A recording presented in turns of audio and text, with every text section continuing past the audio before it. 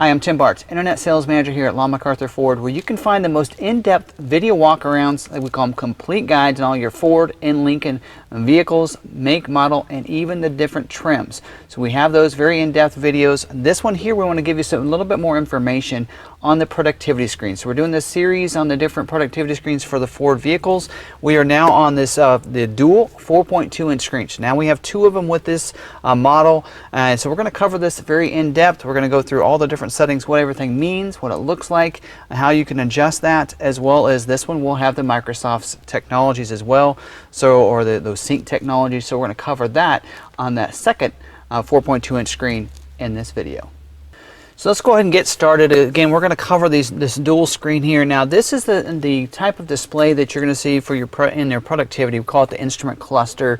Some people call it your productivity screens. So this is what you're going to see on more of your kind of upper level trim vehicles. Some vehicles will not even have the capability of having this technology or this type of display. And then your Edges and Fusions and such are going to have it in their upscaled model. This happens to be an Edge SEL with at least a 201A equipment group. But even your Titanium's going to have it, as well as a lot of your Explorers from XLT, 202A above. So some of those different vehicles, you're going to see your cars and SUVs. This is not the screen you're going to see with any of your trucks. We're going to cover that in a separate video. But I will have a full list down in the description, as well as hopefully flash on the screen for those that are watching this video on our YouTube or on our website, so you have that information. So it covers a lot of different vehicles, and specific to a lot of times trims, or even the different body codes or equipment groups within those trims. So get that full list there on the screen, so hopefully you can see if your vehicle has this. This is a good video for you to watch. So if you already know your vehicle has it, hey, I want to learn a little bit more about it, this video hopefully will help you out a little bit. So let's go ahead and get started and first talk about this. Now, I do have it turned on, so you'll see we do have the engine light on there. In fact, I'll probably record this with the vehicle on outside, so you can see the display a little bit better without all these warning lights on it. But we're going to cover the top. So if you're clear back to the left, you're going to control it with the D-pad over here on the left side for the left side 4.2-inch screen. We'll cover that one first.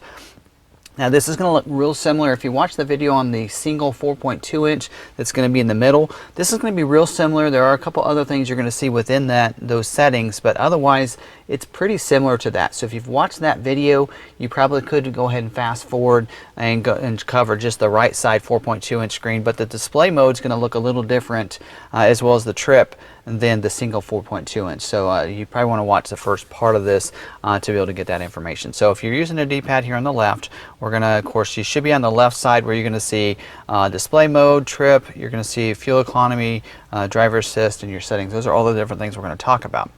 So let's use that D-pad and move to the right. And you'll notice there too, before we do that, that you do have your fuel economy right there just to the left of your speedometer. So now, instead of having a speedometer attack with that 4.2 in the middle, you're going to have just a speedometer with two different 4.2s on each side.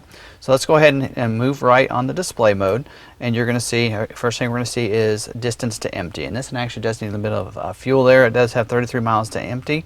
You're going to see that with your fuel on the side. So if we move down, use your down arrow, you're going to see there's your TAC. So if you're missing that, here's how, if you really want to see that, you're going to be able to display that and see that. Comes in handy, especially if you go into select shift mode and use the paddle shifters, having the tachometer right there as well with the RPMs, and then you're going to see the fuel economy just to the right before you get the speedometer. And the reason I say that is because if you go down one more time, you're going to get your TAC, but now you're going to have a little bit different look with your fuel economy. If you want your temperature, your fluid temperature there, you can have that as well listed there. Go down one more time, and we're going to see our tire pressure, and that fuel, the full size fuel gauge is going to be over there. And this is going to show you the tire pressure for all the different tires around your vehicle. So in this one here, you can see they're all, well, they're all a little bit off just by one or so on that. If we go down one more time, we have miles per hour. So if you like that look and that digital look, you can press the OK. You can switch it over to kilometer per hour. if you want to for that stat right there. That's exactly how that's going to go. And if you go down one more time, you're going to see this one has this one has four-wheel drive. So you have intelligent four-wheel drive, and it shows you where the drive is, the power is being driven to on that all-wheel drive, the intelligent all-wheel drive. So especially if you're in that condition where you're going into that advanced track, where you're going in that curve maybe too fast, you can see where that power is being driven for the different wheels as you're going in to help you keep you on your intended path. So that's really cool to be able to see that, especially if you're doing any kind of off-roading or if, snow and that kind of thing. You can kind of see that. Kind of more of a visual guide than anything. Go down one more and we're back to the top of that mode there. So go ahead and go left, and then we'll go down now to the trip 1 and 2. You'll see these, they're together with this type of display than the single 4.2. So we'll go down to trip and we'll move right using your right arrows. And now you're going to see that trip 1 has a combination of all those different things. I think in the 4.2, the single one, you had those broken out as separate displays. If you move down, this one here, they're all together. So you have the distance traveled for that trip, the miles per gallon you're getting with that trip, and total time spent with the vehicle on at that trip. And move down, you're going to see trip 2 and the same numbers there. Of course, this came over from factory, so everything has the same numbers. But if, let's say, we wanted to hit restart on this one, we just press and hold the OK, and it'll reset trip 2 to zeros for everything right there. So go down again, and we're back to trip 1. So there's just trip 1 and trip 2, and that's how that's displayed. You'll see the fuel economy, or your fuel gauge is to the right over there. That stays the same on both of those trips.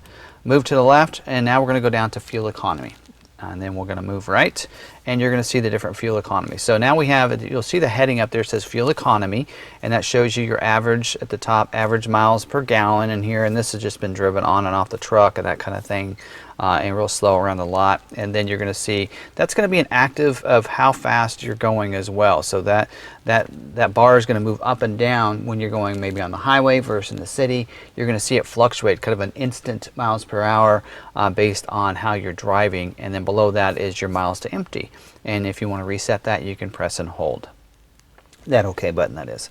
Go down again, and we're going to see the average speed showing up there. So you have, in this case, that's for the fuel economy average speed since you've started the vehicle. And then there is an auto start stop. And I actually forgot, there is on some of the vehicles I've actually seen a separate fuel economy that actually has what your average is as well as what your instant is. So there might be two different displays. There's another, there's an Explorer that I was in that had it looked a little bit different. So you might have a second one there. And then when you go to the auto start stop, that's when you actually, you can see if it's deactivated or it's running or it's not running on the auto start stop. So a lot of the vehicles, especially with the EcoBoost engines, have auto start stop anymore.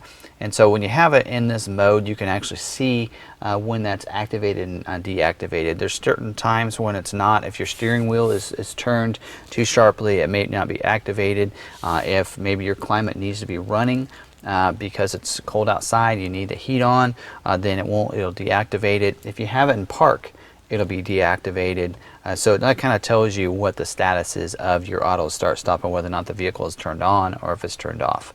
And then we're back to the top again. So we'll go left, and we're going to go down to driver assist, and this is where we're going to be able to change the different driver assist settings. And I did pick a vehicle that does have the Copilot 360 on it, because there's 3 vehicles for 2019, but they're going to be a lot for 2020 that's going to be available with the Copilot 360, and the Edge being one of those for 2019. I wanted to make sure I show you this, because if you have a vehicle that has the Copilot 360 or the pre-collision assist, the lane keeping, the bliss, and all those, I want you to be able to see what those settings are going to look like. So your vehicle may not have some of these.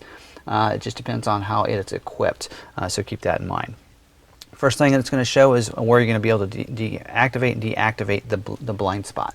Now, blind spot monitoring system, it just allows you to monitor your blind spot. So if there's someone in your blind spot, it's going to put a light in the corner of that mirror, so you know it's not safe to go in that lane at that time. And so you can activate or deactivate that bliss or the blind spot system, as well as your cross traffic. Cross traffic would be as you're backing up. If someone's going to cross your path behind you, it's going to alert you with the lights on those mirrors, as well as a message on the dash in a series of tones. So if you don't want that active, you can do that as well. And then if you go down to cruise control and go to the right, this does have your adaptive cruise control on it. So this has a Copilot 360 assist for your Edge. Some of your Fusions, especially Fusion Hybrid SE, will come standard with the Copilot with the adaptive cruise control. So you can either set it in the adaptive setting or the normal setting. And if you don't know what adaptive cruise control, and that's when you have that set with that certain gap, when you come up behind somebody and they're going slower than you, it'll slow you down to go their speed, so you don't come up behind them, rear them, don't have to hit your brakes. And then when they speed up or you pass them and it's safe to resume, it's going to speed you back up to your resume. So again, you don't have to use your brake and gas so much when you're on the highway, so you can use an adaptive cruise. If you don't like that, you can move down and check that normal, and it'll put it into a normal cruise control setting. So we'll go back left again, go back to the driver assist, and go down to driver alert. So this is where you can deactivate and deactivate. It's part of the lane keeping system, and that actually alerts you if you take your hands off the steering wheel, if you're not being very alert, if you need to use that lane keeping a lot, it alerts you and lets you know that. And with those different alerts. So some people don't like that. Maybe they like to take their hands off the steering wheel or use their leg or something like that. So you can deactivate that if you don't like the driver alert. Moving down, you have your lane keeping system. So we'll move to the right, and then you have mode and you have alert intensity. So we're going to move over again to the right for mode, and you have either the alert mode or the aid mode or both. And so what the alert is going to do is if you're starting to leave your lane, it's going to vibrate that steering wheel and let you know you're leaving the lane.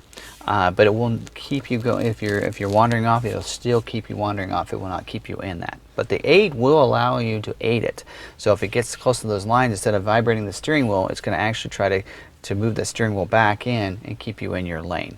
And then the both says it'll alert you as well as do that. Actually, I found out even with it on the both, it's actually just going to aid you. From what I found out, I have never had the steering wheel vibrate when it aided me back. So I'm not sure why Ford has that both, but that is an option for you. So move left. We'll go back to the lane keeping system. We go down to intensity. You can set your high intensity, normal intensity, or low intensity. From the factory, it is on normal, which is pretty good, but if you want to really make sure that you aren't going over those lines, you can go to high intensity, and it'll keep you in there a lot better. I have it on the normal, and sometimes I get pretty close, so if not go over those lines. So maybe I need to set that to high intensity if I want to have that work real well for me. Move back to the left, we'll go to lane keeping, and then we'll move left again and go back to the driver assist. Move down, and now we have the pre-collision. Pre-collision means that if there's someone stopped in front of you, go much slower than you, maybe they're turning and you're not hitting your brake, it's going to alert you with a series of lights on the dash, and even does brake support. So if we go right, you can see your alert sensitivity, and we go right again, you have that high, normal, and low like you did with the lane keeping. So it'll be really high intensity or normal. I found the normal works really well for that, so where it alerts you with those lights in the series of tones that they're stopped. Very shocking if you're not paying attention to that. It'll wake you up for sure. Go left again, and you're going to see where you have a couple of different things. One of those is evasive steering. Now, evasive steering is only available in your Edge for 2019, and I'll get into that in just a little bit. Let me go down to active braking first. Active braking goes along with your pre-collision assist. So if it does alert you and you don't activate on that, it'll use active braking to brake the vehicle, so that you don't have that collision with the vehicle in front of you. So definitely want to make sure you keep that checked. Some people want to uncheck it. I think it's a great safety feature. I don't know why you'd want to uncheck it, but you can deactivate that. Now let's go back to evasive steering. Again, only your Edges will have this, and it is part of the Copilot 360 Assist, along with your adaptive cruise. Also includes with stop and go, but also includes evasive steering. And what that's going to do is it's not going to steer the vehicle for you. And what that's made for is if the vehicle knows that it's not going to be able to stop you in time to avoid that accident, and you start to turn out of the way or around the vehicle. Let's say a vehicle, maybe you're on a highway and it comes over to your lane real quick and you can't stop in time. You need to avoid it. You go, move the steering wheel. It's going to actually make it easier for you to turn that. So it's going to give you more give to turn that sharply and aid you with that. So they've had this in 2000 for several years in Europe on the Focus vehicle, and so you're probably going to show you some clips on how that works, but it's a great way to really help avoid those accidents, especially if you're not going to be able to stop in time. And go back left again, and we're going to go back to the driver assist settings, and you have your rear park aid. So that is your backup sensor. So that's what that is. Those automatically is going to come on if you have reverse sensing. If you don't have reverse sensing, you may not see that in your settings again, but you want to deactivate and activate that by unchecking that box there. And then we move down and we're back to the top of the driver assist. So let's go to the left and we'll go down to settings. Settings, there's even more things about your lights and different things. So go move right and we're into vehicle, MyKey, and your display setup. So let's go over to vehicle. That's where most of the settings are going to be. Go over to vehicle and let's make sure we're at the top. At the top you're going to see the auto engine off. And what that's going to mean is what it's going to do is it's going to automatically turn the engine off if you have it running for too long without moving the vehicle. So it's really kind of more of a safety precaution if you're in a garage or something like that, so the vehicle doesn't run too long and help you save on fuel economy. You can deactivate that by just clicking that box. Now you will have to do that on each time you start the vehicle. And I didn't know that when I did the video on the 4.2. I did a little more research on that.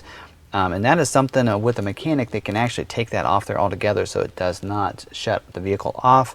But just like with the auto start stop, you would have to do that on each time you start the vehicle. So if you know maybe you're somewhere, you're waiting for the kids and you want the engine running, you want to listen to the radio, you want to have the air conditioning going, and then it just shuts the vehicle off, it'll actually warn you ahead of time when that happens, and you can just turn the vehicle back on. But you would want to uncheck that box if you want to have that situation. So we'll go down to lighting and move to the right, and this is where the Copilot 360 comes with auto high beam as standard equipment, and a lot like automatic headlights. If there's no one approaching you and you're not in the city lights, it's going to turn those high beams on so you can see a little bit better.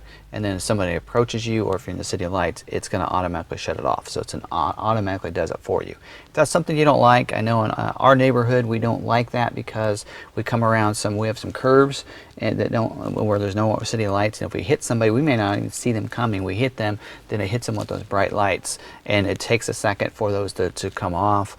And so we hate them going on and off as well sometimes. So we'll uncheck that. So if you want to don't have the auto high beam, you can uncheck it.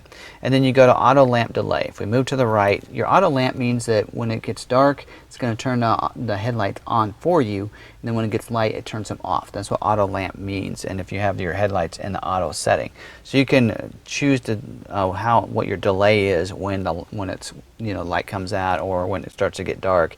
You want a 10-second delay, a 20-second, 120-second, or if you want to turn that delay off completely and just have it come on right away, you can do that. From the default from the factory, it has it set for 20 seconds. That's what I leave my vehicle on. I don't really mess with it, but you can do that. And then going back to lighting again, to the main lighting settings, you have daytime running lights. So your vehicle may or may not have that setting. If you want daytime running lights on, you'd make sure that's checked. If you do not want them on, of course you would uncheck it. Let's go back left again, and we'll go down to locks, and we'll go right into your lock settings. And here you're going to see an auto unlock. Auto unlock means that when you turn the vehicle off, it's going to unlock the doors, so you don't have to do that yourself when you want to get out of the vehicle. So very convenient for you. And maybe if you don't want that, maybe if you're in a place where you stop sometimes, shut the vehicle off, and you don't want the doors unlocked for safety, you can uncheck that right there. And then there also is a mislock, and some vehicles will have this, some will not have this. And actually there should be, and some vehicles will also have an auto lock. An auto lock means that as soon as you start moving, it locks the doors automatically for you. This vehicle is not showing it in there. I know the Explorers do have that in there. I think it depends on the vehicle. Maybe this one automatically does that. It's just something that it does. And I think it has to do with whether or not the door locks are to where you can push them down or up. And so maybe that's why this in here just automatically does it, because it's part of the way those doors are made. And then moving down, there is a mislock. What mislock is if you maybe you don't shut the doors all the way, or you lock the vehicle before all the doors are shut, then it doesn't lock the vehicle, and it actually warn you with 2 beeps.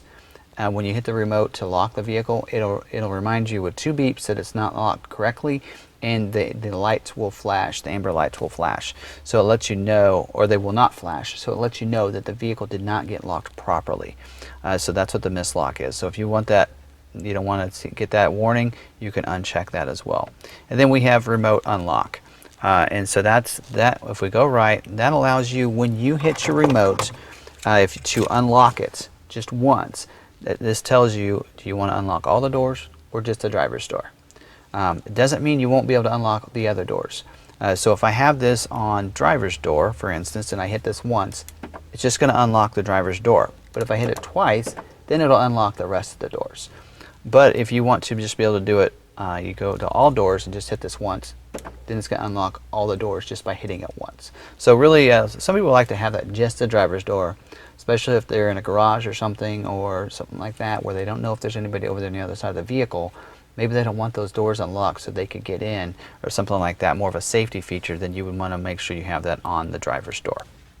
And then switch inhibitor. And what that means is when you go to leave the vehicle, you lock it up, it inhibits these switches. So if you have the windows rolled down, people can't unlock the door or use any of the controls once you've locked the vehicle with the remote.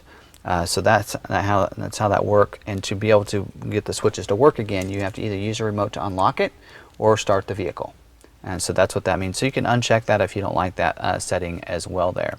And go back left again. We'll go down to oil life reset. And you'd see this for the dealers need to use this to reset the oil life for when they do the oil changes. If you do your own oil changes, this is where you want to go in there to reset it, because it will warn you when it's time to change your oil. So when you need new oil, so you can press and hold that to reset that percentage back to 100%. We'll go back left again, and this one does have power lift gate, so we're going to talk about power lift gate for a second.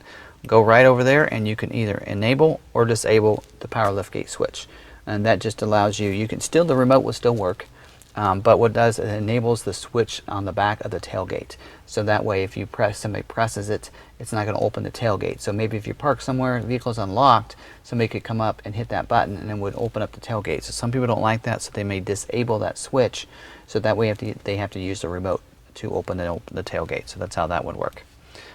We'll go down to remote start. So if we move right, this vehicle does have remote start, and it's not on this key ring here. Actually, it is on the key ring, but some of the vehicles may not have remote start on the key, but because of the FordPass Connect, they can remote start the vehicle from anywhere using the FordPass app. So you might see this on a vehicle that maybe not have remote start on the remote, and so this allows you to know what is going to be remote start or what's going to be controlled when you remote start the vehicle. So if I use a remote start, first we'll talk about the climate control. We move right. You're going to have an auto setting or a last setting. And what that means is auto setting means it's going to automatically turn the defrost on, as well as your heated seats if it has it, and heated steering wheel. So it's going to turn all those on for you into the heated controls. So if you have it on last setting, let's say it's summertime, you don't want the defrost on, you don't want the heated seats on. If you go to last setting and you had the air conditioning on, then it would turn the air conditioning on to the climate to that speed and not turn on your heated seat. So that's how you would want to make sure that's controlled. Go back left, and this is your seats and wheel, and we talked about that. If you have it on the auto, it's going to turn on the heated seats as well as the heated steering wheel. This one does have heated steering wheel, so it would turn both of those on along with your climate control. So maybe you want that off, maybe you don't want the heated seats turned on with the remote start, you can turn that to off. Go left, and you can also choose your duration. So if we move, of course, right over there to the duration, you have 5, 10, or 15 minutes of how long you want that running. And there's some people that live in like maybe California and some places that think it's ridiculous to have it for 15 minutes. But in Kansas, during the middle of winter, and even probably up north of the United States, sometimes it takes 15 minutes to defrost that windshield or those windows. So you can always change that. If you live in maybe a warmer climate, you can leave it to 5 minutes. What it'll do is after it remote starts, and for that long, the vehicle will shut off. You can remote start it for one more cycle, and it'll do another for 5, 10, 15 minutes, and then shut off, and then you won't be able to remote start after that. So you get 2 cycles of that. So that tells how long the vehicle will run, just in case you forgot that you remote started your vehicle. Go left again, and then you can actually activate or deactivate the remote start settings. And that just enables you for safety precautions. Let's say somebody gets your remote or something like that, maybe you don't want them to remote start it, you can uncheck that as well. Move down to Windows, and we move to the right, and this is the remote open. So you can use your remote to open up the windows. And so what you do, you're going to lock the vehicle and then press and hold the unlock, and it's going to roll down those front windows automatically. So it's called global open windows, and so that just allows you that maybe some of the reason you'd want to use that is maybe during the summertime. Maybe the car gets really warm and really hot, and you want to get some of the hot air out of the vehicle. You can do that before you get in it, as you're approaching the vehicle to just allow for some of that to escape out while you're walking up to the vehicle. So that's maybe why you to use that. You can activate and deactivate that, because I've had people accidentally do that. My wife is actually one of them. Accidentally have press and hold that unlock button and came back to the vehicle and they were rolled down. So that's a great way, especially if you have your remote maybe in a purse or a pocket that you tend to bump or maybe press on. You might want to deactivate that. And go down to wipers and go over, and you have two different ones for this particular vehicle. You have courtesy wipe, and what that would do is if you have turn your wipers on, and let's say you go ahead and maybe you turn the washer off to rinse off the windshield, and you turn the wipers on, and when it's done, it will wait a second and then do a courtesy wipe. So we'll get any other last dribbles that might come down the windshield. So that's what that's for. And then your rain sensing. So if you have rain sensing wipers, you can activate and deactivate that through that settings screen. And what rain sensing wipers are like is if you have it in one of those intermittent settings here, when it starts to rain, it's going to just turn the wipers on automatically for you. And as it rains harder, it's going to wipe a little bit faster. So it's going to control the tempo of that and turn them on and off for you based on that. And there's a sensor up here that's going to, so it knows that. So maybe that doesn't get wet, so maybe let's say your windshield has water dripping down the sides over here and they don't turn on. You don't know why. It's because there's no water on that sensor up there, and that's why they don't turn on. But rain sensing wipers, some people don't like that, so they may deactivate that by unchecking that box. Move back to the left and go down, and we're back up to the top of the vehicle settings. Okay, we'll go left again, and now we're going to go and talk about the MyKey. So if we move right, this shows you the settings. There's a MyKey setting and create a MyKey. So every vehicle has two keys, and you can set one key up to be a MyKey. And what that means is, well, let's go right and show you this. So if we go right, it shows you that both right now that there are two keys that are the admin keys, and then there's no MyKey set up yet. And if you want to set up one of these keys, and we can do that by going down to the Create MyKey and then moving right, and you press and hold for the key that's in the vehicle. And what it's going to do is it's going to set up that key to be a MyKey. And what the MyKey feature and the benefit of that is, if you have a teenager that maybe is a very unsafe driver, or you want to make sure they're safe, you can give them the MyKey key to drive your vehicle, and it's going to eliminate the speed. So they can't, I believe with that, they can't go over 65 miles per hour in the vehicle. The radio can't go over a certain level of loudness in there, as well as if they don't have their seatbelt on, the radio does not turn on.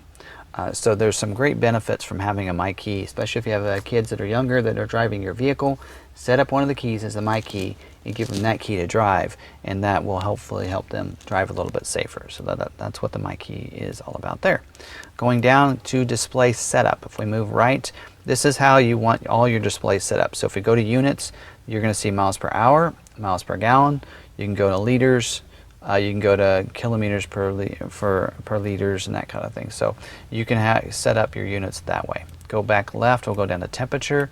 Same way here, do you want the Fahrenheit or do you want Celsius? So if those that live maybe in Canada with these vehicles or somewhere like that uses Celsius a lot more, you might be more comfortable with that, so you can change that in there. Go down to gauge display and go right. You can have a fuel gauge. Like we're seeing there. If we go down, we can go fuel and tack, and remember how earlier we saw that divided up on the one setting. You can have it that way for your, if you want that tack, you can set up the tack and your fuel economy right there. So you can always switch that, and that's what you're going to see down there at all times. We'll check that back, and then go back left, and your tire pressure is what different settings you want. Again, you want PSI, you want the KPA, you want bar, whatever it might be, you can go ahead and change that, and you're going to see when you go to the fuel pressure or tire pressure, you're going to see what those numbers are going to reflect. And then we go down to language and move right, we have English, Spanish, and we have French as options there for you. So it's going to change all the wordings to that language that's most preferable to you. Go left, and we go back up to the top. So let's go and go back left, and we're back into the main settings, and we go left again, and we've gone through everything over here on the left side of this screen. So now we're going to cover the right side of the screen, going over this Microsoft. So let me hook up my phone real quick so we can see some of those benefits, and then we'll get started. So we're going to go ahead and cover the right side, or that right LCD 4.2-inch screen here, and this is where most of your Microsoft Sync technologies are going to be located. If you do have the dual 4.2-inch screens, I'll almost guarantee you have the Sync 3 screen as well. And this just allows you to be able to see that screen without taking your eyes too far from the road, and be able to control it through these controls right here. It won't be a full function, be able to control everything with the D-pad over here on the right side, but you can be able to control a lot of things. And there's still things you're going to need to do with the touchscreen here, like your climate control is not going to be covered over here, as you can see. Some vehicles may have the climate in there where you can control that through there, but this particular vehicle does not, and I think most of the vehicles you actually have to use the touchscreen or your climate control for that. So let's go ahead and cover these. What's great about this is this one has your entertainment, navigation, and phone, so you can see those different settings there. And what's great, when you can move from one to the other, it changes the background color. So in this case, you see on entertainment, it's red, or that dark red. I almost call it a ruby red because that's the color it is. You're going to see navigation and phone is in that red with entertainment highlighted in white. If I move down to navigation, then the other words are highlighted green, and you have the green background. So I love the impact of that. Move down to phone, and you're going to see it's that yellow and almost an amber look to it. So, and then we're going to go ahead and go to the entertainment. So let's go through these. If we move right, we can go to entertainment. This is going to be your radio settings and everything. Right now you can see it's set up to the Sirius radio, so you can see that. If we move down, it's on the Sirius 1. Now Sirius has 3 different presettings, so you can actually save 6 different stations on each presetting. So you have presetting 1, 2, and 3, so you can have 18 different channels preset in there. That just makes it real nice and easy for you to be able to go through the different channels here. If you get a little bored with one channel, you can move down, go to the next. Don't like that one, don't like that song, you can move down and go to the next. So you can go through the 6 presettings for Sirius 1.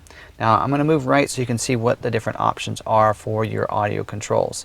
So if you move right, you see your AM there, and then it'll have 6 presettings for your AM stations.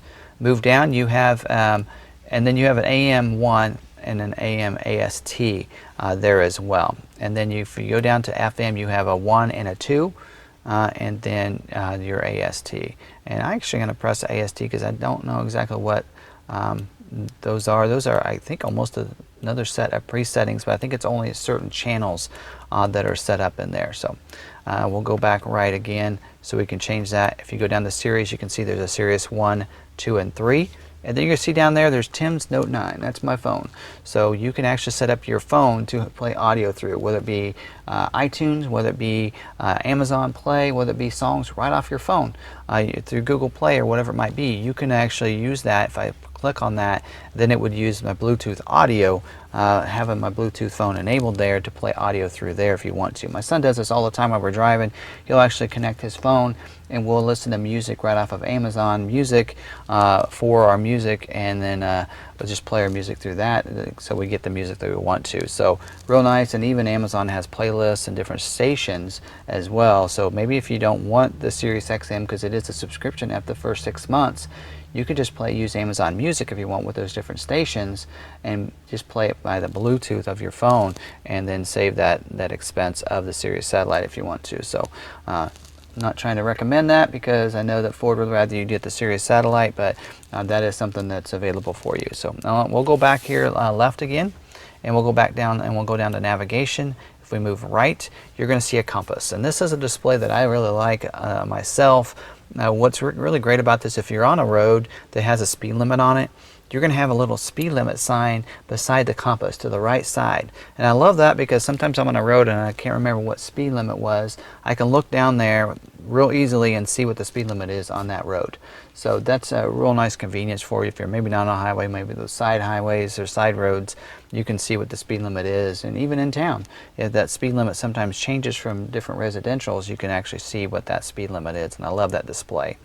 Then also, I'm going to go ahead and show you, if I actually set up the navigation, what that's going to look like. So if I click the navigation screen up here, and you can't set up the destinations, you can use voice commands to set up destinations. So you can click that button and show that. Now I'm not going to do a full how-to on the screen, the Sync 3 screen, because I have a separate video for that. which is actually is a little dated, so I may do a new video here in the next couple of weeks on the Sync 3, but do check that out if you want to learn more about how to make those different commands using the voice commands. But you can actually use the button here to tell the navigation that you want to navigate to a certain location. But we're going to go ahead, just for ease of this, we'll take the pinch and zoom capabilities down. We'll just pick a spot here in Salina, Kansas, which is where we're at. You can just click any spot too, and you can go and start that. So we'll just start it and hit start to confirm it. And now please proceed to the highlighted route, and then the route guidance will start. There you go. So now we're not on the road, because we're in a parking lot, so it's telling us to get to a highlighted road and go from there. But once you do get to that highlighted road, you're going to see in that area there where right now it says off route, when we get to a road, you're going to see that it shows you those different directions, turn-by-turn directions displayed there on the screen, as well as the voice commands and on your screen. So you don't have to take your eyes too far off the steering wheel. So, and also what's great is it tells you down there in the bottom too to press OK to repeat. So maybe the voice commands tells you to turn right on, exit 25 or something, and you didn't get it. Maybe you were talking or something. You can hit the OK button, and it'll repeat that command for you. So that's a great benefit too. So let's go ahead and cancel that. So I'll hit Controls, hit Menu, cancel route. Otherwise, it'll keep reminding us of that if we don't do that. So we'll take that back to the home screen. So that's how that's going to work on your navigation screen, having that right there to be able to see. So if we go left again and we go down to Phone, and we go right, we're going to see your calls. So these are when you have your phone connected, you're going to see your call history in there. So if you go right, we'll have your all calls, and I'm actually not going to show you that in this screen because it has my private calls in there. Or you can actually break it down to incoming calls, outgoing calls, or your missed calls. You can actually break it down to those types of calls as well and show you the history on that, which makes it convenient because if you move right to a missed call, you want to call them back or something, you can do that and then hit the OK button, and it's going to go ahead and to make that call back to them. So that makes it real nice and convenient for you being able to use those buttons right there. So that's how the right screen is used for your Microsoft, or I shouldn't say Microsoft, your Sync technologies for your entertainment, navigation, and phone, just to make it a little bit easier, make it a little safer for you, leaving your hands on the steering wheel, controlling those here, along with you can use the buttons for down below for your voice commands to be able to control things as well. So I hope you really enjoyed this video on how this works. This screen here, feel free to go back, review any of this as well. I have timestamps down below, as well as the vehicles that this is available in down in the description. Also want to tell you, if you're watching this video on YouTube, definitely think about subscribing to our YouTube channel. Just hit that red subscribe button down below. That way you can get subscribed to some great content. We do some great walk around videos. We call them the complete guides.